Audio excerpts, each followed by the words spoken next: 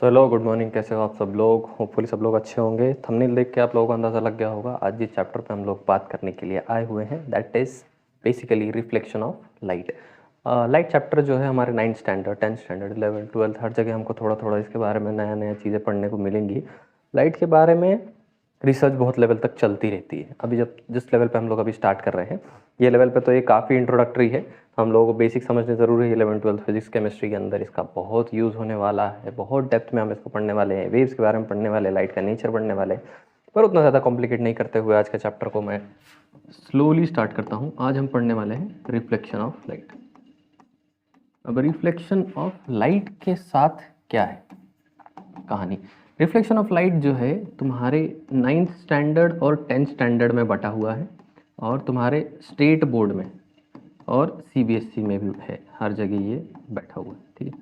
और ये रिफ्लेक्शन और रिफ्रैक्शन दो नाम से, दो कॉन्सेप्ट के बेसिस पे बैठा हुआ है, रिफ्लेक्शन एंड रिफ्रैक्शन। ये लेक्चर जो है वो किसको किसको यूज़फुल है मैं उसको पॉइंट आउट करने की कोशिश कर रहा हूँ। तो जो बच्चे 9th स्टैंडर्ड में हैं और स्टेट बोर्ड में हैं, उनके लिए ये चैप्टर बन जाने वाला है रिफ्लेक्शन ऑफ लाइट। और जब वो 10th स्टैंडर्ड में आएंगे और स्टेट बोर्ड में होंगे, तो वो टाइम पे उनको रिफ्रैक्शन ऑफ लाइट पढ़ना होगा। वो टाइम पे उनको रिफ्लेक्शन ऑफ लाइट वाला चैप्टर पढ़ना पड़ेगा, जिसको हम नेक्स्ट इसी सीरीज़ के अंदर आगे कवर करने वाले हैं। कुछ बच्चे हैं जो सीबीएसई में, सीबीएसई के अंदर एक ही चैप्टर है लाइट, और वो बैठा हुआ है 10th स्टैंडर्ड में, जो रिफ्लेक्शन और रिफ्रैक्शन दोनों को ही कवर कर लेता है। तो यहाँ पे कुछ भी मुश्किल होने नहीं वाली है। सिर्फ इतना हम लोगों को याद रखना है कि 9th स्टैंडर्ड के स्टेट बोर्ड के बच्चों को ये रिफ्लेक्शन पढ़ना पड़ जाता है। 10th स्टैंडर्ड में reflection of light state board में है नहीं, स्टेट बोर्ड के अंदर हम उसका इस्तेमाल नहीं करते हैं। बस इतने पे हमारा काम चलते रहता है। तो बिना ज़्यादा इसके ऊपर और डिस्कशन लगाए, मैं आप लोगों को ये समझाने की कोशिश करता हूँ कि रिफ्लेक्शन ऑफ लाइट को पढ़ना और इसके अंदर हमको किन किन चीज़ों के बारे में जानना जरूरी है। तो रिफ्लेक्शन फिनोमिना क्या है? रिफ्लेक्शन फिनोमिना है जिसके ऊपर से लाइट क्या करती है, बाउंस करती है, ठीक है। The phenomena in which a ray of light bounces back after contacting a smooth reflective surface. Phenomena कौन सा हो रहा है? रिफ्लेक्शन। तो reflective surface and can be defined as reflection of light. तो कोई भी एक सरफेस ले लो, उसके ऊपर लाइट का एक रे अगर आता है और पड़ता है और वहाँ से वो लौट करके वापस आ जाता है, ये पॉइंट पे मैं क्या कर लेता हूँ, एक लेज़र पकड़ लेता हूँ। सब आप बच्चे जानते ही हो, लेज़र से आप लोगों ने मिरर में मारा ही होगा कभी ना कभी, ऑब्वियसली, ठीक है। तो इसको क्या बोला जाएगा? मैं एक रेजर ले रहा हूँ, वो लेज़र का कुछ ऐसा शेप है, उसने क्या किया, एक डायरेक्शन में लाइट मारा, टेढ़ा पकड़ लेता हूँ लेज़र को, थोड़ा सा आप लोगों के लिए समझना आसान हो जाएगा। ये लेज़र है, ये लेज़र को मैंने इस डायरेक्शन में पकड़ लिया है, लेज़र ने इस डायरेक्शन में लाइट मारा, इस डायरेक्शन से लाइट वापस चली गई, ठीक है। समझ में आया? तो ये जो सरफेस है, इस सरफेस को क्या बोला जाता है? ये हमारा रिफ्लेक्टिव सरफेस है। और रिफ्लेक्टिव सरफेसेस जो होते हैं वो मोस्टली कैसे होते हैं? स्मूथ होते हैं, स्मूथ होते हैं और पॉलिश्ड होते हैं।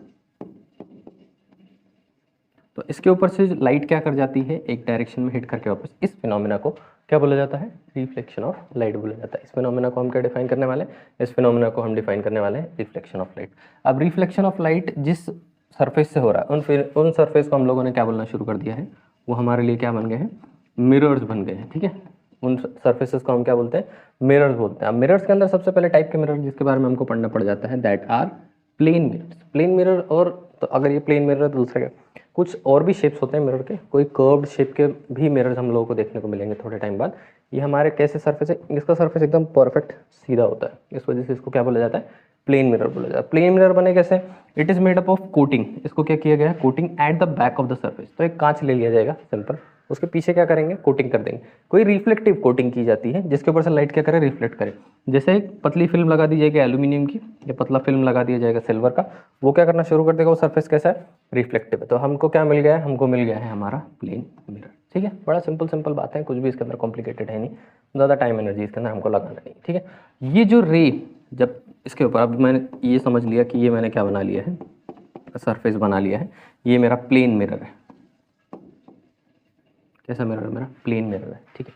ये जो सरफेस के ऊपर लाइट मैं मार रहा हूँ, इस लाइट को क्या बोला जाता है? इसको इंसिडेंट रे बोला जाता है। ये कैसा रे है? इंसिडेंट। ये रिफ्लेक्ट हो गया, इस वजह से इसको क्या बोला जाता है?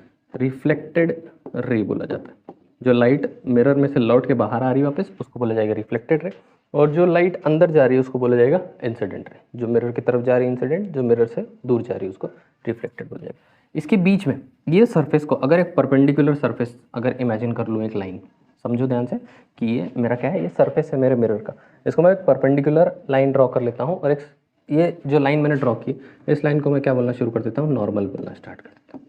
ठीक है, अब ध्यान से देखो, इसके बीच में एक एंगल बन रहा है नॉर्मल से और इंसिडेंट रे के बीच में, इसका नाम दे देता हूँ θ1, और इन दोनों के बीच में जो एंगल बन रहा है θ2। तो θ1 जो है इसको क्या बोला जाता है, इसको बोला जाता है angle of incidence. Incident ray बना रही है, इस वजह से क्या बोला जाएगा, एंगल ऑफ इंसिडेंस बोला जाएगा। θ2 जो है उसको एंगल ऑफ रिफ्लेक्शन बोला जाएगा, एंगल ऑफ रिफ्लेक्शन, क्योंकि रिफ्लेक्टेड रे से बन रहा है इसलिए उसको क्या बोला जाएगा, एंगल ऑफ रिफ्लेक्शन बोला जाने वाला है। दूसरी चीज़ हमको याद रखना है कि θ1 इज मोस्टली इक्वल टू θ2। हमेशा जिस एंगल पे इंसिडेंट हुआ है उतने ही एंगल पे क्या होने वाला है, रिफ्लेक्शन होने वाला है। बहुत सिंपल बात है, इतनी छोटी छोटी बात है। अब यहाँ पे हम लोगों को देखना है कि ये जो इंसिडेंट रे सीधे ही चली गई, तो नॉर्मल भी सीधे ही था। नॉर्मल से इंसिडेंट रे ने एंगल कितना बनाया, 0 डिग्री बनाया, सॉरी 0 डिग्री एंगल बनाया। तो रिफ्लेक्टेड रे ने भी कितना एंगल बनाया, 0 डिग्री, उसके ऊपर से ही चली गई। जैसे ही ये थोड़ा खुलेगा ये इस तरफ जाने लगेगी, जितना बड़ा ये ओपन होते जाएगा उतना रिफ्लेक्टेड रे ओपन होते चले जाएगा, उतना ज़्यादा। तुम लोगों ने कभी ना कभी मिरर में क्या किया होगा, मिरर में सीधा लाइट मारा होगा, तो सीधा लाइट मारते हो तो सीधा तुम्हारे ऊपर वापस आती है, फिर तुम ऐसे टेढ़ा लाइट मारने की कोशिश करते हो तो उसमें से लाइट निकल के तुमको ऐसा लगता है घर के किसी दूसरे कोने में हिट करने की कोशिश करते हो। तुम ऐसा मारते हो, उसमें लाइट लगती है और घर के दूसरे कोने में तुमको दिखाई देती है। तो जो लाइन तुम बना रहे हो वो एंगल ऑफ इंसिडेंस, जो लाइन वो बना रहा है वो एंगल ऑफ रिफ्लेक्शन बना रहा है। बीच में से एक सीधा लाइन ड्रॉ कर दो और एंगल को मेजर कर लो, ये इंसिडेंट रे है और वो रिफ्लेक्टेड रे है।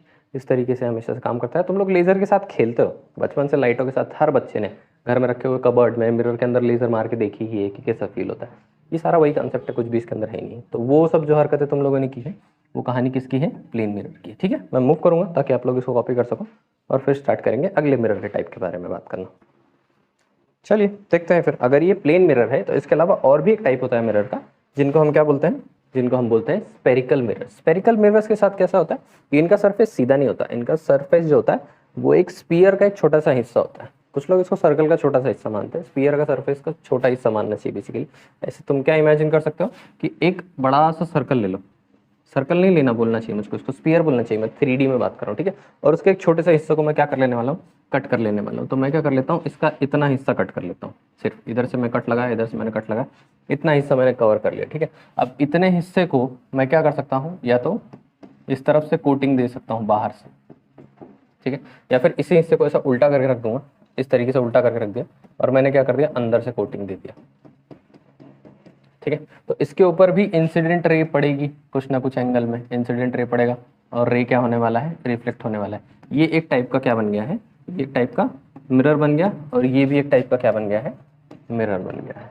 ये भी दोनों भी मिरर ही है, पहले सीधे थे, सरफेस को क्या कर दिया मैंने, बाहर से एल्यूमिनियम या सिल्वर का कोटिंग लगा दिया, बाहर लगा दिया मैंने एल्यूमिनियम का कोटिंग, अंदर से सरफेस क्या हो गया, रिफ्लेक्टिव हो गया। ठीक है, तो इस टाइप के मिरर को क्या बोला जाए, तो पहले हम किसके बारे में पढ़ने वाले हैं, कॉनकेव मिरर में।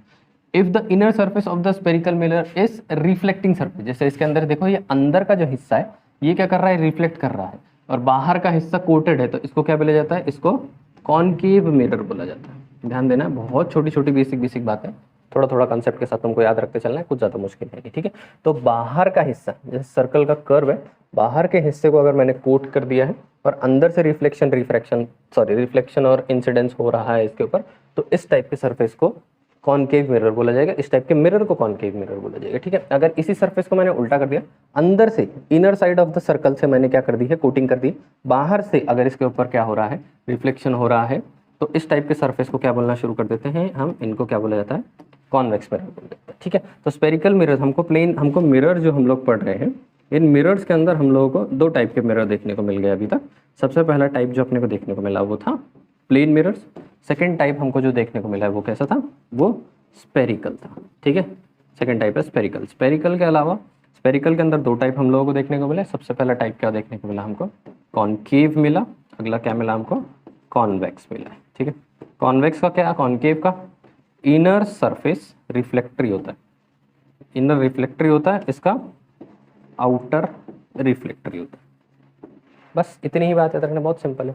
हम लोग स्पेरिकल बोल रहे हैं, एक बात छोटी सी तुम लोगों को याद रखना है, मैं बार बार आप लोग बताने की कोशिश करो कि इसको सर्कल नहीं इमेजिन करना है तुमको, इसको एक स्पीयर इमेजिन करना है, एक बॉल इमेजिन करना है, और बॉल के बाहर के बॉल के बाहर के एक छोटे से हिस्से को तुमको क्या करना है, कट करना है। अगर एक पूरा का पूरा स्पीयर होगा तो उसके एक छोटे से हिस्से को क्या करना है, कट करना है। तो ऐसा कैसे बोलते हैं, कड़ाही जैसा शेप बनेगा, बोल जैसा शेप बनेगा। बोल देखा है जिसमें कटोरी होती है, हमारा बोल होता है, वो टाइप का शेप बनेगा। तो उसके अगर बाहरी सरफेस को हम लोगों ने अगर कोट कर दिया, इनर सरफेस का इस्तेमाल कर रहे हैं, तो वो कैसा मिरर बन जाने वाला है, कॉनकेव। और अंदर के सरफेस को कोट कर दिया और बाहर के सरफेस का इस्तेमाल कर रहे हैं रिफ्लेक्शन के लिए, तो वो क्या बन जाने वाला है, कॉन्वेक्स। फिर से ये 2 डायमेंशन में ड्रॉ किया हुआ है, तो सर्कल जैसा दिख रहा है, सर्कुलर बात नहीं कर रहे हैं हमने स्टार्टिंग में ही बोला है मिरर कैसा है, स्पेरिकल है। तो हम 3D में बात करने वाले हैं, इस बात को समझना। कॉन्वर्जेंस और डाइवर्जेंस ऑफ लाइट तुमको समझने में बहुत ज़्यादा आसानी होगी, ठीक है। तो बस इतनी सी बात है इसके अंदर, और कुछ खास इसके अंदर कॉम्प्लिकेटेड है।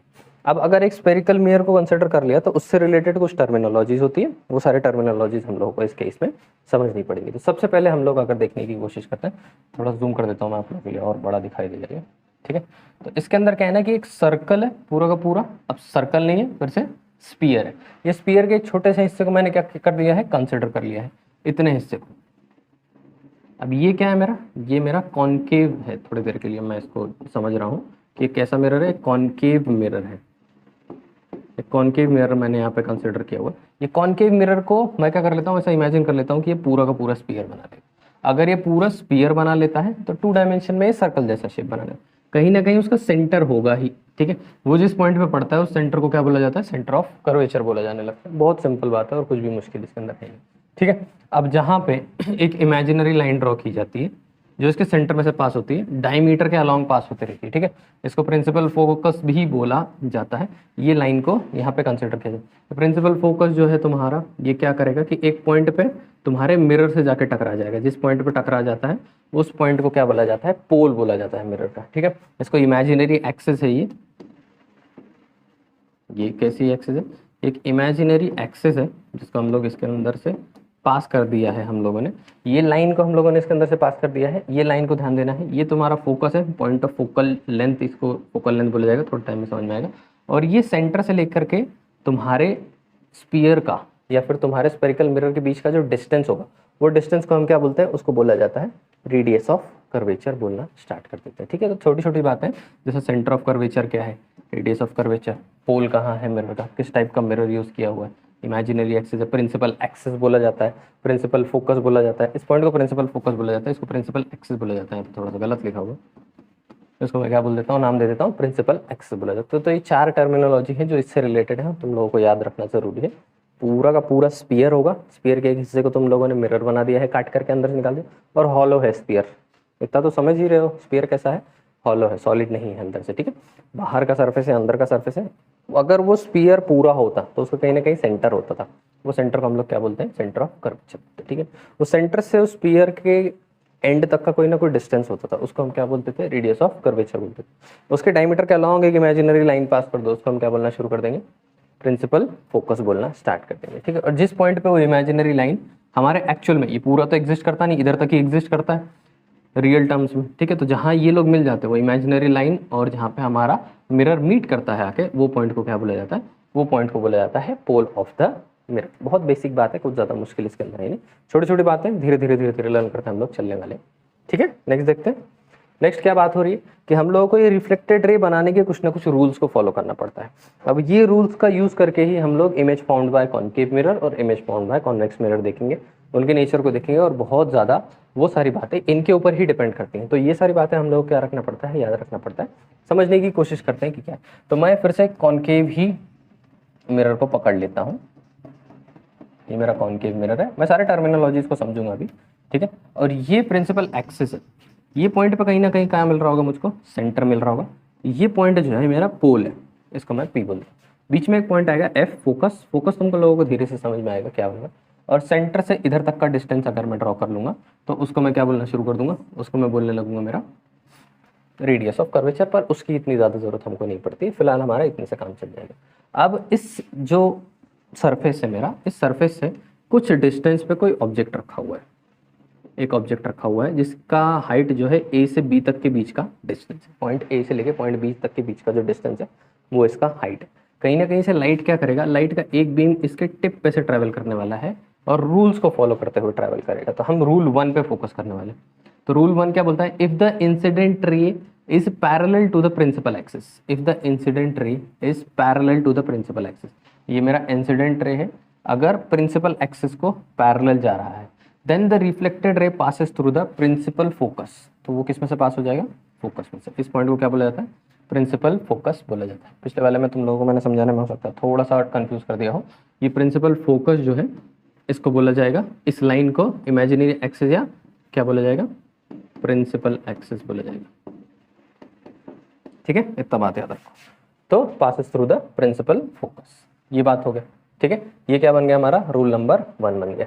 Second, if the incident ray passes through the principal focus, अगर हमारा इंसिडेंट रे ही प्रिंसिपल फोकस में से पास हो जाए, आने वाली ही लाइट प्रिंसिपल रे में से फोकस हो जाए, तो हमारी रिफ्लेक्टेड लाइट क्या करती है कि reflected ray is parallel to the principal axis. तो हमारा अगर इंसिडेंट ही फोकस में से आया तो लौटने वाली जो लाइन होगी वो कैसी हो जाने वाली है? पैरेलल हो जाएगी। किसको पैरेलल होगी? प्रिंसिपल एक्सिस को। ये प्रिंसिपल एक्सिस इमेजिनरी, ध्यान समझ में आ रहा है तुम लोगों को? ठीक है। तीसरा लॉ क्या बोल रहा है? If the incident ray passes through the centre, अगर incident ray passes through the centre, then the reflected ray traces the same path, जैसे आया वैसा ही वापस जाने वाला है। अब तुम लोगों को एक खास बात यहाँ पे बताता हूँ, ये मैंने तो पूरा मेजर करके ड्रॉ नहीं किया, पर थोड़ा सा मैं इसको क्या करने वाला हूँ, सुधारने वाला हूँ थोड़ी देर के लिए, ताकि आप लोगों को अच्छे समझा सकूँ कि ये किस तरीके से काम करेगा। तो ये क्या सीन है पता है? इसको थोड़ा सा सिंप्लीफाई कर दूंगा ताकि प्रूफ कर सकूँ कि मैं क्या पॉइंट प्रूफ करने की कोशिश कर रहा हूँ। ठीक है, तो मैं क्या करता हूँ कि इसको ना यहाँ से ऐसे ड्रॉ कर देता हूँ, ऐसे लेकर के जा रहा हूँ। ठीक है, थोड़ी देर के लिए इमेजिन करो, और ये पॉइंट को अब मैं मान रहा हूँ कि मेरा सेंटर ऑफ कर्वेचर है। तो बेसिकली क्या होता है ना कि मेरा इंसिडेंट रे और रिफ्लेक्टेड रे की 3 रूल फॉलो करते हैं आपस में। पहले तो क्या है कि मेरा इंसिडेंट रे अगर पैरेलल गया तो रिफ्लेक्टेड रे फोकस में से पास होगा। अगर मेरा इंसिडेंट रे ही फोकस में से चलेगा तो रिफ्लेक्टेड रे पैरेलल पास हो जाएगा, उसी रूल का उल्टा। और अगर मेरा इंसिडेंट रे जो है वो सेंटर में से गया तो लौटता भी वापस सेंटर में से ही है। अगर ये 3 रे जो मेरे निकले हुए हैं, देखो 1 निकला, 2 निकला, 3 निकला, 3 में से 2 जो है एक पॉइंट पे क्या कर जाते हैं? मिल जाते हैं आकर के। देखो इस पॉइंट पे लोग इंटरसेक्ट कर गए, मैंने तीसरे वाले को भी जबरदस्ती यहीं पे इंटरसेक्ट करवाया अपना पॉइंट प्रूफ करने के लिए। ठीक है, ये पॉइंट पे क्या कर गए हैं? इंटरसेक्ट कर गए। देखो सारे रिफ्लेक्टेड रे जो है, ये वाला रिफ्लेक्टेड है, लो इसको थोड़ा सा हाईलाइट कर लेते हैं। ये वाला रिफ्लेक्टेड रे है, ये भी आया, ये भी रिफ्लेक्टेड रे है, और फिलहाल तो ये भी क्या है? रिफ्लेक्टेड है। उसके साथ साथ ही लेके चल रहा हूँ, थोड़ा सा समझने की कोशिश करो।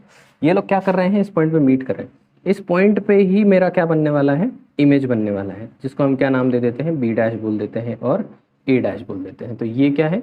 ये जो खड़ा हुआ था यहाँ पर, ये था हमारा ऑब्जेक्ट, और ये यहाँ पर जो बन गया है, ये ऑब्जेक्ट का क्या बना हुआ है? इमेज बना हुआ है। ठीक है, इतनी बातें हम लोगों को याद रखनी। तो ये 3 रूल जो हैं रिफ्लेक्टेड रे के पास होने वाले, इन्हीं 3 रूल्स का इस्तेमाल करके हम लोगों को कंटिन्यूसली चलना पड़ेगा। पहला रूल बोलता है कि इंसिडेंट रे अगर पैरेलल जा रही है प्रिंसिपल एक्सिस में, प्रिंसिपल एक्सिस समझ रहे हो ना? ये जो लाइन इमेजिनरी हम बीच में से बनाते हैं, जो पोल पे मिलती है, सेंटर पे टच करती है, इसको क्या बोला जाता है? प्रिंसिपल एक्सिस बोला जाता है। अगर इंसिडेंट रे पैरेलल जा रहा है तो रिफ्लेक्टेड रे फोकस में से जाएगा। अगर इंसिडेंट रे फोकस में से जा रहा है तो रिफ्लेक्टेड रे पैरेलल जाएगा। अगर ये सेंटर में से आया तो सेंटर में से ही वापस। जहाँ ये लोग इंटरसेक्ट करें, जहाँ ये रिफ्लेक्टेड रेस जो लौट रही है वापस, वो लोगों ने जहाँ इंटरसेक्शन बनाया, जहाँ वो लोग आकर मिले, उस पॉइंट से परपेंडिकुलर हमारे प्रिंसिपल एक्सिस के बीच में ही क्या बनता है? हमारा इमेज बनता है। और यहाँ पे क्या खड़ा हुआ है? हमारा ऑब्जेक्ट खड़ा हुआ है। इसका यूज करके हम इसके अंदर काम करते हैं। ये क्वेश्चन तुम लोग एग्जाम में दिखता है, ये क्वेश्चन तुम लोगों को पढ़ना जरूरी है। और वो वहाँ पर तुम लोग ऐसे क्वेश्चन आएगा कि state the rules for drawing reflected ray diagram या ray diagram of a spherical mirror. किसी भी स्पेरिकल मिरर के लिए रे डायग्राम बनाने के जो नियम है, रूल्स हैं, वो रूल्स बताओ। ये रूल्स तुम लोगों को वहाँ पे बताने पड़ेंगे। बहुत सिंपल है। ठीक है, ज़्यादा टाइम एनर्जी नहीं वेस्ट करेंगे, सिंप्लीफाइड तरीके से आगे बढ़ने की कोशिश करेंगे। नेक्स्ट देखते हैं। तो अगर ये रूल काम कर रहा है तो ये रूल के हिसाब से मैं क्या करने की कोशिश करूँगा? मैं कॉन्केव मिरर पे क्या बनाने की कोशिश करूँगा? इमेज बनाने की कोशिश करूँगा। तो वहाँ तो बनाया ही है, फिर भी मैं तुम लोगों के साथ यहाँ पे स्लोली बनाने वाला। तो ये मेरा कॉन्केव मिरर है। बहुत ज़्यादा मुश्किल नहीं करना है, एक्स्ट्रा बात नहीं करना है, टाइम एनर्जी नहीं वेस्ट करना है, एकदम कंजर्वेटिव मोड पे चलना है। ठीक है, ये मेरा प्रिंसिपल एक्सिस है। जिस पॉइंट पे प्रिंसिपल एक्सिस और मिरर मिलते हैं उसको क्या बोला जाता है? पोल। कहीं ना कहीं इसका सेंटर होगा, सेंटर को मैं नाम दे देता हूँ C। कहीं ना कहीं इसका फोकस होगा, इस फोकस को मैं नाम दे देता हूँ F। यहाँ पे मैं क्या कर देने वाला, वही हरकत मैं वापस कर रहा हूँ जो अभी 2 मिनट पहले किया मैंने। इसको मैं नाम दे दूंगा A और B। क्या नाम दे दिया मैंने? इसको A दे दिया और B दे दिया। ठीक है, ये नाम दे दिया। मैंने बोला इंसिडेंट रे अगर पैरेलल गई, इंसिडेंट रे कैसे गई, पैरेलल गई, तो रिफ्लेक्टेड रे क्या करने वाली है, फोकस में से पास है। ठीक है, इंसिडेंट रे अगर पैरेलल गया तो रिफ्लेक्टेड रे फोकस में से पास होगा। अब इंसिडेंट रे अगर फोकस में से गया, मैं सेकेंड वाला रूल अप्लाई कर रहा हूँ, तो रिफ्लेक्टेड रे कैसे जाने वाली है, पैरेलल चली जाएगी। इंसिडेंट रे फोकस में से गया, रिफ्लेक्टेड रे प्रिंसिपल एक्सिस को पैरेलल चली गई। सेंटर वाला कंसिडर करने की जरूरत नहीं है, दो अगर रिफ्लेक्ट हो गए तो दो पे ही हमारा काम बन जाता है। इस पॉइंट पे हमारा इमेज बन चुका है, इसको हम नाम दे देंगे बी डैश और ए डैश। ठीक है, अब प्रिंसिपल एक्सिस पे इमेज तो मेरा सीधा खड़ा हुआ था, ठीक है, ये क्या हो गया, थोड़ा सा नीचे उल्टा खड़ा हो गया। तो इधर यहाँ पे एक छोटा सा कंसेप्ट आ जाता है, इसको क्या बोला जाता है, नेचर ऑफ इमेज। ठीक है, नेचर ऑफ इमेज की बात करने वाले। अब नेचर ऑफ इमेज दो टाइप के हो सकते हैं, या तो रियल हो सकता है या तो वर्चुअल हो सकता है। ध्यान देना, बहुत इंपॉर्टेंट है, रियल हो सकता है या फिर वर्चुअल हो सकता है। रियल है या वर्चुअल है ये पता करने का क्या तरीका, तो अगर ऑब्जेक्ट इस तरफ खड़ा हुआ तो इधर लाइट आएगी, रिफ्लेक्ट करेगी, रिफ्लेक्ट होकर के वापस इसी तरफ जाएगी, तो ये नेचुरल फिनोमेना है, सही है। तो अगर इमेज इस तरफ बना हुआ है तो इमेज कैसा है, रियल है। अगर मिरर के इस तरफ इमेज बना हुआ है तो मिरर कैसा है, रियल है। और अगर मिरर के पीछे गलती से इमेज बन रहा है तो इमेज कैसा बन गया है, इमेज हमारा वर्चुअल इमेज है। ठीक है, छोटी सी बात समझने की कोशिश करो कि इमेज कैसे बनेगा। अगर लाइट तो मिरर पे मार रहे हो तो मिरर को लड़के वापस जानी चाहिए, सही है। अगर लड़के जा रही है तो नेचुरल बिहेवियर दिखा रही है, नेचुरल बिहेवियर दिखा रही है तो रियल है। तो मेरा इमेज कहाँ बना हुआ है, मेरा इमेज इसी तरफ बना हुआ है, तो इमेज मेरा कैसा हुआ, रियल। कभी मैं तुमको अभी थोड़ी देर बाद बोलने वाला हूँ कि इमेज मैं यहाँ पे बनाने वाला हूँ, थोड़ी देर बाद एक छोटा सा कॉन्सेप्ट आएगा, वो कॉन्सेप्ट के अंदर मेरी इमेज यहाँ बनाऊंगा, तो उस पॉइंट पे इमेज कैसा हो जाएगा, मेरा वर्चुअल हो जाने वाला। इस केस में मेरा इमेज कैसा है, रियल है। तो मैं नेचर लिखने की कोशिश कर रहा हूँ कि मेरा इमेज जो है वो रियल है। ठीक है, और यहाँ पे मेरा जो ऑब्जेक्ट था, ये मेरा ऑब्जेक्ट है, ये मेरा ऑब्जेक्ट जो था वो इरेक्ट था। इरेक्ट होने का मतलब क्या है, सीधा खड़ा हुआ था इसके ऊपर। ठीक है, इस केस में मेरा ऑब्जेक्ट देखो का इमेज जो है वो उल्टा हो चुका है। ठीक है, अगर ऊपर ही आया, अगर ऊपर इमेज बना मेरा तो उसको क्या बोला जाता है, इरेक्ट बोला जाता है। ठीक है, और अगर नीचे मेरा इमेज बन रहा है तो उसको इन्वर्टेड बोला जाता है। ध्यान देना ये सारी बातों को, बाद में हेल्प आने वाला है आप लोगों को। तो मिरर के उस तरफ इमेज बन रहा है तो रियल, इस तरफ बन रहा है तो वर्चुअल। अगर ऊपर बन रहा है तो इरेक्ट है और नीचे बन रहा है तो इन्वर्टेड। तो मेरा इमेज इस केस में कैसा है, उल्टा बन रहा है, इस वजह से मैं इसको क्या बोलने वाला हूँ, क्या बन गया, ये इन्वर्टेड बन गया। एंड सो इसके साइज़ को कंपेयर करने की कोशिश करो, इसका साइज़ ज़्यादा है और इसका साइज़ क्या हो गया है, थोड़ा सा छोटा हो गया हल्का सा, तो इसको हम क्या बोलना शुरू कर देते हैं, डिमिनिश्ड। छोटा हो गया है इमेज मेरा, तो यहाँ पे डिमिनिश्ड होता है या तो इलोंगेटेड होता है। ये तो समझने वाली बात है, ये साइड्स पे डिपेंड नहीं करता, डिमिनिश्ड या इलोंगेटेड। तो अगर इमेज मेरा बड़ा बन गया है, मेरा ऑब्जेक्ट छोटा था, 10 सेंटीमीटर का ऑब्जेक्ट था और 15 सेंटीमीटर का वो इमेज बन गया तो वो इलोंगेटेड इमेज है। अगर मेरा 10 सेंटीमीटर का ऑब्जेक्ट था और 7 सेंटीमीटर का इमेज बना हुआ है तो उसको क्या बोलना शुरू कर देंगे हम लोग, डिमिनिश्ड। तो अगर मेरे से कोई पूछ ले नेचर क्या है इमेजेस का, जो ये बना हुआ है, वो नेचर जो है वो रियल है, इन्वर्टेड है और डिमिनिश्ड है। अब ये नेचर जो है किसके ऊपर डिपेंड करता है, ये नेचर जो होता है वो डिपेंड करता है। हर बार तुम हर कॉन्केव मिरर के ऊपर लगाओगे तो हर बार वो रियल ही इमेज नहीं देने वाला, हर बार डिमिनिश्ड ही नहीं देगा, वो अलग अलग इमेजेस देने की कोशिश करेगा। ठीक है, तो वो चीज़ किसके ऊपर डिपेंड करती है, वो चीज़ डिपेंड करती है कि पोजीशन के ऊपर, कि किस पोजीशन पे मैंने अपना ऑब्जेक्ट रखा हुआ है। Object of, position of object कहाँ है। ठीक है, तो मैंने ऑब्जेक्ट कहाँ रखा हुआ है, तो मैं, मेरा ऑब्जेक्ट क्या है ना कि कहाँ कहाँ रख सकता हूँ। देखो, पोल से फोकस के बीच में रख सकता हूँ, फोकस से सेंटर के बीच में रख सकता हूँ, सेंटर से आगे रख सकता हूँ, या फोकस से डबल डिस्टेंस पे चले जाओ, 10 सेंटीमीटर इसका था तो 20 सेंटीमीटर एक फोकस, इसको F1 बोल दो तो अगले फोकस को ऐसा F2 बोला जा सकता है। ठीक है, 1F1, 2F1, 3F1 ऐसा बोलते हम जा सकते हैं। ठीक है, तो हमने हमारा ऑब्जेक्ट कहाँ रखा हुआ है, ये ऑब्जेक्ट को जब जब तुम नज़दीक लेते जाते चले जाओगे इमेज अपने सरफेस के, मिरर के, उतना तुम्हारे नेचर को क्या होने लगेगा, फर्क पड़ने लगेगा, कुछ ना कुछ इसके अंदर डिफरेंसेस आना शुरू हो जाएंगे। तो इसके ऊपर बहुत सारे एक्सपेरिमेंट्स करके हम लोगों ने एक चार्ट बनाया हुआ है।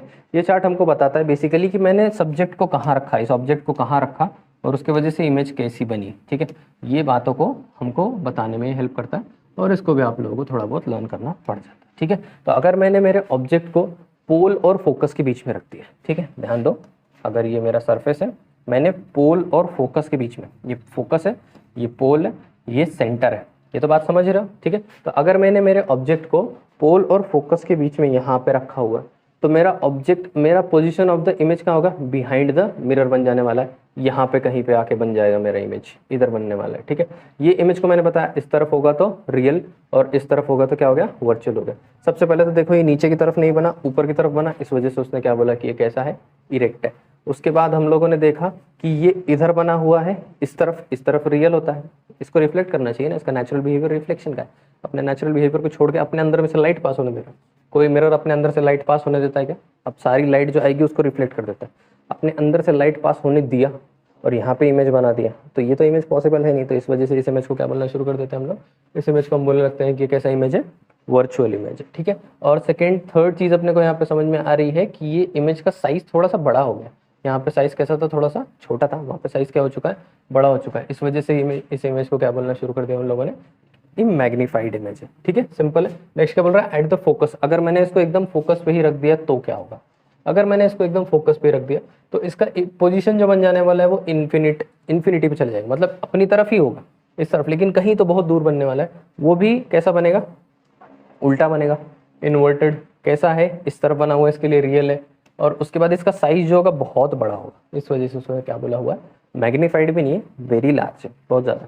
तो ऐसे अलग अलग पोजीशंस पे अगर मैं रखते चले जाऊँ तो उस वजह से उनके नेचर में फ़र्क पड़ते चले जाएंगे। और ये सारी बातें तुम लोगों को लर्न करनी पड़ेगी, ऑप्शन तो है नहीं, बना के भी देख सकते हो, लेकिन फिर प्रॉपर डायमेंशंस चाहिए तुमको उसको बनाने के लिए। जैसे इमेजिन करो कि मैंने एक सर्कल तो बना दिया, ऐसे गोला बना दिया, पर इसका बराबर सेंटर कहाँ आ रहा है उसको ढूंढो। और अगर ये इमेज है, सॉरी, अगर ये एक मिरर है तो ये मिरर का कहीं ना कहीं फोकस होगा, उसको बराबर लोकेट करो। उसके बाद तुम अलग अलग जगह पर इसको रख के चेक करते चले जाओगे, तो एक्सपेरिमेंटल तरीके से तुम लोगों को पता चल जाएगा कि ये सारे वैल्यूज़ किस तरीके से काम कर रहे हैं।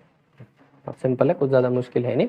रूल्स को अगर तुम समझ के रखते हो तो बहुत आसानी से सॉल्व होते चले जाएगा, कुछ भी कॉम्प्लिकेटेड नहीं है, ठीक है, सिंपल है। कॉनकेव की बात हो गई, नेक्स्ट बात करते हैं कॉन्वेक्स की, देखते हैं कॉन्वेक्स क्या बोलते हैं। तो कॉन्वेक्स के साथ उल्टा कहानी होती है। क्वेश्चन आता है तुम लोग एग्जाम में, वो लोग बोलते हैं कि ड्रॉ करके दिखाओ कॉन्वेक्स और कॉनकेव इमेज कैसे बनाते हैं। तो कॉन्वेक्स के साथ कुछ मुश्किल नहीं है, कॉन्वेक्स के साथ भी वही कहानी। अब कॉन्वेक्स में भी क्या हो रहा है कि एक ऑब्जेक्ट है ए बी, ठीक है, ए बी के ऊपर से क्या हो रहा है ना कि एक इंसिडेंट रे इधर जाके लड़ रही है, ठीक है, और एक इंसिडेंट रे इधर जा करके लड़ रही है। ये इंसिडेंट रे को अगर एक्सटेंड करने की कोशिश करो तो ये ऐसा लगता है कि इस तरफ, ये जो कॉन्वेक्स मिरर होता है ना, इसका सेंटर उस तरफ नहीं होता, इसका सेंटर, इसको ऐसे कंप्लीट करोगे तो ये ऐसे सर्कल कंप्लीट हो जाएगा, यहाँ पे आ जाता है, ठीक है। समझने की कोशिश करना ध्यान से, मैं फिर से तुम बहुत ही सिंप्लीफाई करके समझाने की कोशिश करता हूँ,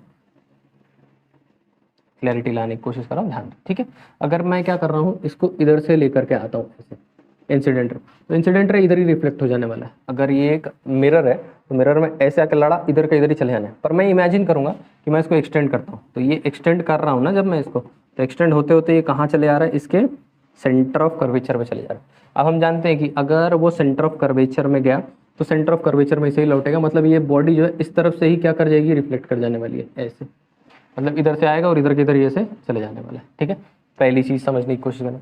सेकेंड चीज़ मैं क्या करता हूँ कि पैरेलल लेकर के जाने की कोशिश करता हूँ। यहाँ पे पैरेलल लेकर के जाऊँगा तो वो किस में से पास होने की कोशिश कर रहा है, फोकस में से। फोकस में से कोशिश करेगा तो रिफ्लेक्टेड रे किस डायरेक्शन में चलेगा, इस डायरेक्शन। ये दोनों के बीच का डिस्टेंस तो देखो धीरे धीरे ये लोग क्या होते जा रहा है, बढ़ते चले जा रहे हैं। पर यहाँ पर ये लोग बियॉन्ड द मिरर एक जगह पे इनका रिफ्लेक्शन मैच कर रहा है एट पॉइंट B1, इसको नाम दे दिया गया है B1। अब ये इमेज कैसा हो गया, ध्यान समझने की कोशिश करो कि इस तरफ क्या होता है, वर्चुअल होता है, इस तरफ क्या होता है, रियल होता है। अब इमेज कैसा है हमारा, इमेज हमारा इस तरफ बना हुआ है तो इमेज हमारा वर्चुअल है। उसके बाद साइज़ बड़ा था, साइज़ क्या हो गया, छोटा हो गया, इसके लिए डिमिनिश्ड। साइज हमारा कैसा है, डिमिनिश्ड है। उसके बाद ऊपर ही है, नीचे होता तो मैं इन्वर्टेड बोलता, ऊपर ही है, इस वजह से मैंने इसको क्या नाम देना चाहिए, इरेक्ट बोलना चाहिए। तो मेरा इमेज कैसा है, इमेज मेरा वर्चुअल है, डिमिनिश्ड है और इरेक्ट है। बहुत ज़्यादा बातें नहीं होती, जब तुम लोगों को एक्सप्लेन करना होता है आंसर्स के अंदर तुमसे पूछा जाएगा कि state the process of image found bye a convex mirror, तो वो टाइम पे तुम ये डायग्राम बनाओगे, ये सब कुछ लिखोगे और उसके अंदर तुम लोग ये बोल रहे हो कि ऑब्जेक्ट ए बी नाम दे दोगे, image A dash B dash नाम दे दोगे, ray O R passes through the center from C and by the rules gets reflected by this and traces the same path वगैरह वगैरह, both they meet at A dash B dash, So the image formed is a virtual image as the image is formed on the right hand side of the mirror or behind the mirror. Mirror के पीछे बना हुआ है, इस वजह से image कैसा है, वर्चुअल है, साइज उसका छोटा हो गया, इस वजह से वो डिमिनिश्ड है, प्रिंसिपल फोकस के ऊपर ही रखा हुआ है, इस वजह से वो इरेक्ट है। ये सारी बातों को तुमको वहाँ पे समझ के क्या करना रहता है, एक्सप्लेन करना रहता है। ठीक है, अगर तुम प्रोसेस को समझ लो तो आंसर बनाना कुछ नहीं होता। जब तुम क्वेश्चंस लिखते हो, ये बात हमेशा के लिए याद कर लेने की कोशिश करो। मैं आप लोगों को कुछ सिंपल बताने की कोशिश करता हूँ कि एक आंसर राइटिंग स्किल्स की बात करते हैं। आंसर्स लिखने का तरीका क्या होता है, आंसर जो होता है वो तुम्हारा 3 हिस्सों में डिवाइडेड है। ठीक है, पहला कॉग्निशन में डिवाइडेड है, तुम कॉग्निशन कैसे चल रहे हो उसको। ठीक है, सेकंड तुमको प्रोसेस के ऊपर डिपेंड करता है, थर्ड डिपेंड करता है राइटिंग पे। 3 चीज़ों के ऊपर डिपेंड करता है। तुमको सबसे पहले कॉन्सेप्ट को समझना है। ठीक है, तुम कॉन्सेप्ट को समझने की कोशिश करो, फिर उसको अपने टर्म्स में क्या करने की कोशिश करो, प्रोसेस करने की कोशिश करो। तुम उसको समझो कि करना क्या है, तुमको लिखना कैसा है, तुमको यहाँ पे क्या बनानी रहती, स्ट्रैटेजी बनानी रहती है, अपने क्वेश्चन को लिखने की स्ट्रैटेजी बनानी है। उसके बाद तुमको चाहिए तुम्हारे राइटिंग स्किल्स। तुमको यहाँ पे क्या लगेंगे, तुम्हारे राइटिंग स्किल्स लगेंगे। इसका सिंपल मतलब क्या होगा, क्वेश्चन को समझो कि क्वेश्चन बोल क्या रहा है, क्वेश्चन के आंसर को प्रोसेस करो, स्ट्रैटेजी बनाओ कि ये ऐसा है, वो ऐसा है, वैसा है। उसके बाद तुमको क्या लगेगा, उसके बाद तुमको तुम्हारा ग्रामर लगेगा। तुम्हारा ग्रामर और राइटिंग स्किल तुम्हारी हेल्प करेगा वो आंसर को फ्रेम करने में। तुमको कुछ भी करना नहीं पड़ेगा। मैंने तुमसे अगर आसानी से पूछ लिया कि इंडिया का कैपिटल कौन सा है, तो तुमने मेरे क्वेश्चन को समझा, तुमने मेरे क्वेश्चन को प्रोसेस किया कि इंडिया का capital, the capital of India is Delhi. बहुत आसानी से तुमने समझा। अब ये जो capital of India is Delhi को मैंने जो बोला हुआ है, these are all my writing skills and my grammar. तो मुझको मेरा ग्रामर और राइटिंग स्किल सुधारना है, पॉइंट नंबर 1। मुझको क्वेश्चन की समझ, कॉग्निशन सुधारना है अपना। ठीक है, और मुझको प्रोसेस करके आंसर लिखने की क्या लिखानी है, स्ट्रैटेजी लगानी है। ये 3 चीज़ों को अगर तुम सिंक में लेकर आ जाते हो, ये 3 चीज़ों को अगर तुम सिंक में लेकर के आ जाते हो, तो बहुत आसानी से तुम्हारे कोई भी क्वेश्चन सॉल्व हो जाएंगे। क्वेश्चन को समझो, आंसर को समझो, कंसेप्ट को समझो। समझने के अंदर तुम क्वेश्चन को भी समझते हो, कॉन्सेप्ट को भी समझते हो और आंसर को भी समझते हो, हर चीज़ को समझ लेते हो। ठीक है, मैंने बोल दिया ना, मैंने बोला सरफेस है, सरफेस में रिफ्लेक्ट करेगा, सीधा फोकस में पास होगा, फोकस में इसे रिफ्लेक्ट आएगा, इंसिडेंट होएगा, पैरेलल पास हो जाएगा। ये बात मेरे समझ में आ गई है। अब मैं अपने राइटिंग स्किल्स का इस्तेमाल करके इसको लिख लूँगा, भले मैं इसको लर्न नहीं किया रहेगा तो भी मैं इसको लिख लेगा, मेरी गारंटी है। मैं मेरी बात कर रहा हूँ, तुम लोग भी डेवलप कर सकते हो ऑटोमेटिकली, सब ह्यूमन है, कोई बड़ी बात नहीं है इसका। ठीक है, नेक्स्ट बात करें तो यूजेस क्या हो सकते हैं कॉनकेव मिरर के। कॉनकेव मिरर यहाँ यूज़ हो रहा है, यहाँ यूज़ हो रहा है, यहाँ यूज़ हो रहा है। बहुत थ्योरेटिकल बात है, सिंपल बात है, कुछ भी इसके अंदर मुश्किल है नहीं। मैंने तुम लोगों को दिखाने के लिए बता दिया कि कहाँ कहाँ यूज़ हो रहा है, कुछ ज़्यादा इसके अंदर एक्सप्लेन करने है। क्या एक्सप्लेन करूँ कि कहाँ पे कॉन्वेक्स मिरर है। गेट देखा तुम लोगों ने, जब सोसाइटीज़ के बाहर, जब बिल्डिंग्स में तुम लोग रहते हो, उन सोसाइटीज़ के बाहर एक गेट लगा होता है, इसके ऊपर एक ऑरेंज कलर का मिरर लगा होता है, सब गोल रहता है, बाहर की तरफ निकला रहता है पेट उसका, देखा होगा वो टाइप का मिरर। तुम लोग खुद उस मिरर को देखने के बाद ऐसा फोकस लगा होगा कि वो जो है बहुत ज़्यादा व्यू कैप्चर कर रहा है, क्योंकि वो डाइवर्स कर सकता है लाइट को। वो बहुत दूर से अगर ऐसा गोल घुमा हुआ है तो उधर से भी आ रही लाइट और इधर से भी आती हुई लाइट हर चीज़ को कैप्चर करेगा। प्लेन रहेगा तो सिर्फ आगे से आने वाली ही लाइट को कैप्चर कर पाएगा। अगर राउंड घुमा हुआ है तो ये जो राउंड है इधर वाला, ये इधर से भी आती हुई इंसिडेंट रे को कैप्चर करके तुम्हारी तरफ क्या कर सकता है। सिंपल, समझा। तो अगर सीधा आएगी तो डाइवर्ज होगी, डाइवर्जेंस आएगी तो फोकस होगी। इस तरीके से हम लोग इसका इस्तेमाल करते हैं। कॉनकेव मिरर का इस्तेमाल तुम लोगों ने कहाँ देखा, फ्लड लाइट्स में देखा हुआ है। फ्लड लाइट्स क्या करती हैं कि ये अंदर की तरफ घुमा हुआ रहता है, अंदर की तरफ घूमे हुए सरफेस पे तुम लाइट मारोगे ना, उसका फोकस बढ़ जाता है, उसकी ताकत बढ़ जाती है, हीट एग्जिस्ट करना शुरू कर देता है। वो जगह इसके बेसिक प्रिंसिपल और एग्जाम्पल से कुछ ज़्यादा इसके अंदर मुश्किल होती नहीं है। ठीक है, बहुत सिंपल सिंपल क्वेश्चन और एग्जाम्पल्स, दुनियादारी है इसकी, कुछ भी मुश्किल नहीं होता। नेक्स्ट चीज़ इसके बारे में हमको पढ़ना है, that is sign convention. Sign convention को पढ़ना थोड़ा सा इंपॉर्टेंट है, क्योंकि अब इसके बाद हम लोग क्या करने वाले हैं, न्यूमेरिकल्स देखने वाले हैं। तो इतना बात याद रखना है कि अगर मैंने मेरे मिरर को कंसिडर कर लिया है तो मैं मिरर को कहाँ रख लेता हूँ, मेरे कोऑर्डिनेट सिस्टम पे रख लेता हूँ। कोऑर्डिनेट सिस्टम जानते हो, 9th स्टैंडर्ड में तुम लोगों ने पढ़ा होगा। कोऑर्डिनेट सिस्टम में कोऑर्डिनेट ज्योमेट्री नाम का एक चैप्टर हुआ करता था, ठीक है, जहाँ पे हम लोग इस तरीके से कुछ ड्रॉ करते थे। ऊपर वाई एक्सिस होता था, नीचे नेगेटिव वाई एक्सिस, यहाँ पे पॉजिटिव एक्स एक्सिस, यहाँ पे नेगेटिव एक्सिस। इस पॉइंट के इस तरफ कुछ माप रहे हो तो नेगेटिव काउंट करोगे, इस तरफ माप रहे हो तो पॉजिटिव काउंट करोगे। ऊपर मेजर कर रहे हो तो पॉजिटिव काउंट करोगे, नीचे मेजर कर रहे हो तो नेगेटिव काउंट करोगे। इतनी बातें तुम लोगों को याद रखनी, ठीक है। अब अप साइड और डाउन साइड तुम क्या मेजर करते हो, अप साइड और डाउन साइड तुम मेजर करते हो हाइट ऑफ ऑब्जेक्ट, या फिर हाइट ऑब्जेक्ट की मेजर करते हो, या फिर क्या मेजर करते हो, इमेज की हाइट मेजर करते हो, अप और डाउन। लेफ्ट और राइट की तरफ क्या मेजर करते हो, डिस्टेंस मेजर करते हो distance of object and image. ध्यान समझो मैं क्या समझाने की कोशिश कर रहा हूँ। तो अगर मेरा ऑब्जेक्ट है, ये ऑब्जेक्ट है, इधर मैंने ऊपर की तरफ रखा हुआ, तो मैं ये देखूंगा कि इसकी हाइट कितनी है। तो ऊपर की तरफ अगर मैं मेजर कर रहा हूँ तो पॉजिटिव, नीचे की तरफ अगर मेरा इमेज बन गया है, कभी इमेज ऊपर भी बनता है, कभी इमेज नीचे बनता है, ऊपर की तरफ बना तो मैं उसको पॉजिटिव पकड़ूंगा, नीचे की तरफ बना तो मैं उसको नेगेटिव पकड़ूंगा। इस पॉइंट से मैं ऑब्जेक्ट तो इसी तरफ रखूंगा, मिरर के पीछे तो रख नहीं पाऊंगा। तो ऑब्जेक्ट मैंने इस तरफ रखा, तो इस तरफ हम इससे क्या मेजर करते हैं, हम उसको नेगेटिव मेजर करते हैं। ठीक है, जितना दूर होगा इस पॉइंट से वो जितना दूर है उसको क्या बोला जाएगा, उसके मेजरमेंट को हमेशा नेगेटिव लेंगे। 5 सेंटीमीटर दूर है तो -5 लेंगे, 10 सेंटीमीटर दूर है -10 ले लेंगे। ठीक है, अगर इमेज भी इसी तरफ बना तो उसको भी हम क्या लेंगे, नेगेटिव। इस तरफ इमेज ही बन सकता है, सिर्फ इस तरफ ऑब्जेक्ट तो आ नहीं सकता। तो इमेज जो है इस तरफ अगर बन गया तो उसके डिस्टेंस को हम क्या कंसिडर कर लेंगे, पॉजिटिव कंसिडर कर लेंगे, वरना नेगेटिव कंसिडर कर लेंगे ऑपोजिट साइड पे गया तो इतनी बात तुम लोगों को यहाँ पे याद रखनी है। ठीक है, अब ये बातें तो यूज में आएंगी ही। और एक छोटी बात है, सब लोगों को मैं क्या कर देता हूँ, टर्मिनोलॉजी दी। तो हम क्या करेंगे, u कंसिडर कर लेते हैं। u is distance of object. मेरा ऑब्जेक्ट कितना दूर है, distance of object from the mirror, mirror से कितना। v क्या कर लेने वाला हूं मैं डिस्टेंस ऑफ इमेज, इमेज कहाँ पे बना हुआ है, मिरर से कितना दूर। ठीक है, f जो है is distance between principal focus, principal focus and the pole, pole और फोकस के बीच के डिस्टेंस को कंसिडर कर रहे हैं। ठीक है, h1 B height of object, याद रखना है आप लोगों को, ये सब लिख कर ले लेना है। h2 be height of image, image का हाइट और ऑब्जेक्ट का हाइट। इतनी बातें आप लोगों को फिलहाल के लिए याद रखनी। ये सारी बातें याद रखते हुए हम लोगों को एक फॉर्मूले का इस्तेमाल करना है, where 1/v + 1/u is equal to 1/f। This is a formula for mirror. अगर यही माइनस हो गया तो हम लोग उसको लेंस फॉर्मूला बोलना स्टार्ट कर देते हैं, जिसको हम लोग इसी सीरीज के 3rd 4th लेक्चर के अंदर देखने वाले हैं। ठीक, लेंस फॉर्मूला बोलेंगे।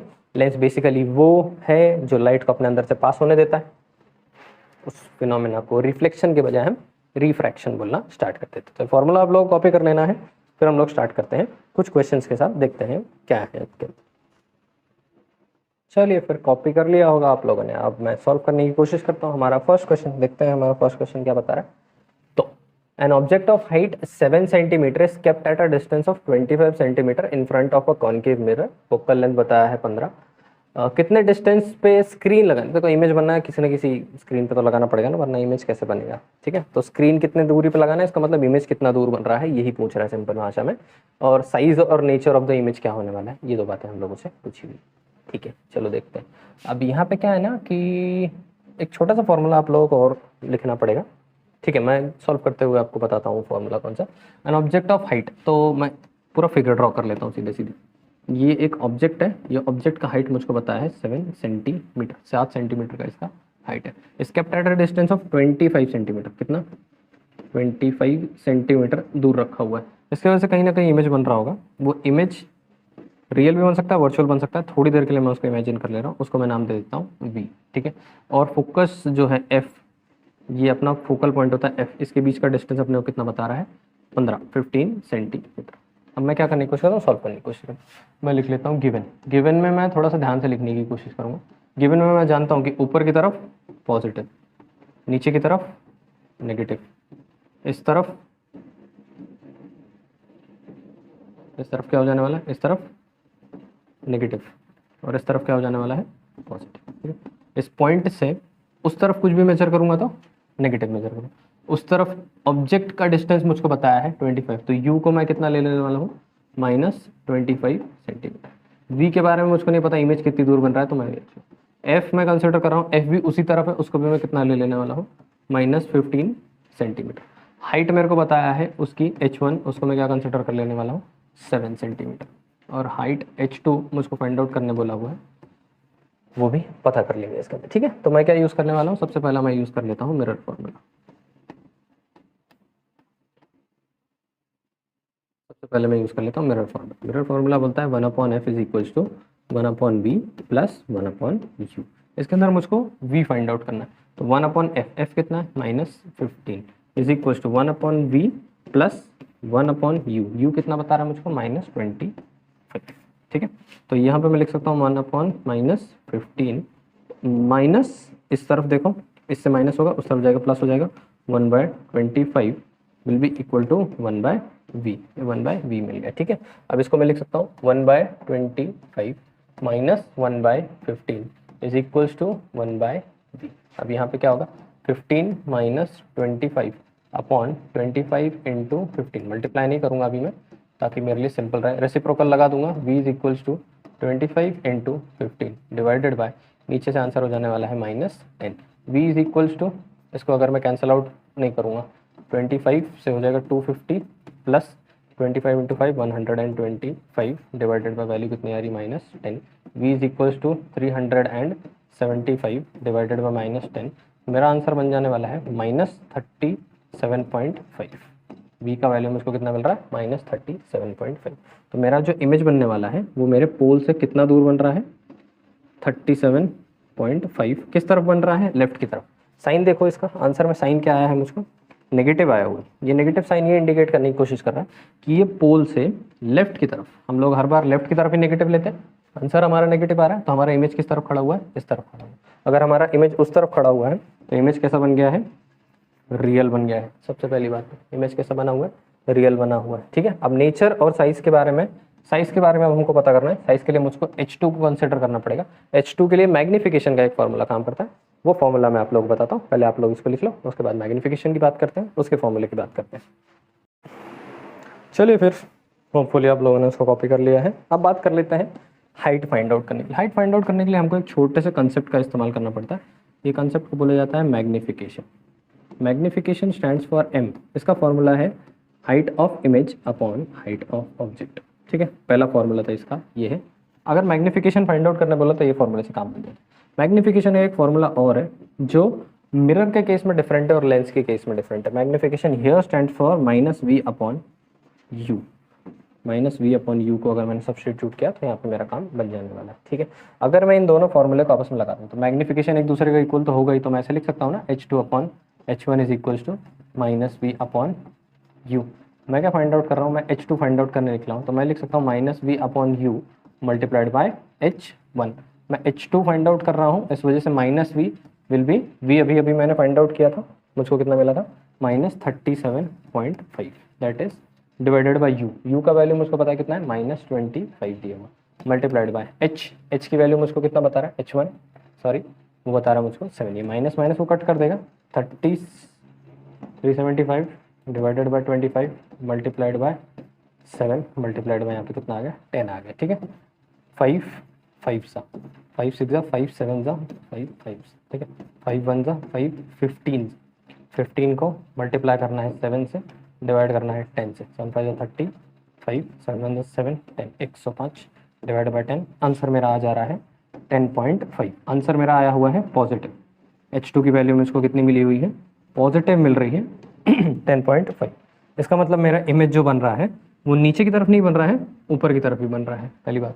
ठीक है, तो सेकेंड चीज़ मुझको क्या समझ में, जो भी मेरा ऑब्जेक्ट था और उसके हिसाब से मेरा जो इमेज बन रहा था दैट वाज रियल। सबसे पहले तो उस तरफ बना, इस वजह से रियल। सेकेंड चीज़ ऊपर की तरफ ही बना हुआ है, इस वजह से मैं नेचर को कैसे बोलने वाला हूँ, नेचर कैसा है इमेज का, मेरा इरेक्ट है।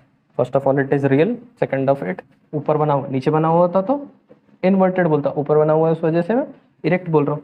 थर्ड चीज़ को देखने की कोशिश करो, ऑब्जेक्ट तो 7 ही सेंटीमीटर का था, इमेज जो है वो कितने का बन गया 10.5 सेंटीमीटर का बन गया, तो इस वजह से इमेज कैसा हो गया मेरा, इलोंगेट हो गया। तो मैं इसको क्या बोलना शुरू कर दूंगा, elongated. Real, erect and elongated image. Simple है, बहुत बेसिक, कुछ भी मुश्किल नहीं। ठीक है, कॉपी करेंगे। तो ये टाइप के कुछ क्वेश्चंस के साथ आप लोगों को वहाँ पे डील करना पड़ेगा। इससे रिलेटेड बहुत सारे न्यूमेरिकल्स वगैरह भी सॉल्व किए जा सकते हैं। तो आज के वीडियो लेक्चर में हम लोग रिफ्लेक्शन ऑफ लाइट पे बस इतनी ही बात करने वाले हैं। न्यूमेरिकल्स बहुत तरीके से इसके अंदर बनाए जा सकते हैं, क्वेश्चंस बहुत बनाए जा सकते हैं। कॉन्सेप्ट्स को आप लोगों को समझना बहुत ज़्यादा इंपॉर्टेंट है। मैं फ्री में सजेस्ट करूँगा आपको पहले कि स्टार्टिंग में आप लोग पूरे कॉन्सेप्ट को अच्छे से रेडी कर लो। अगर तुम लोग बेस अपने लेवल पर अच्छे से समझ में आ जाएगा तो बहुत ईजी हो जाएगा न्यूमेरिकल्स वगैरह सॉल्व करना। तो आज के लिए इतना ही है, बाकी मिलेंगे नेक्स्ट वाले लेक्चर में, तब तक के लिए बाय बाय।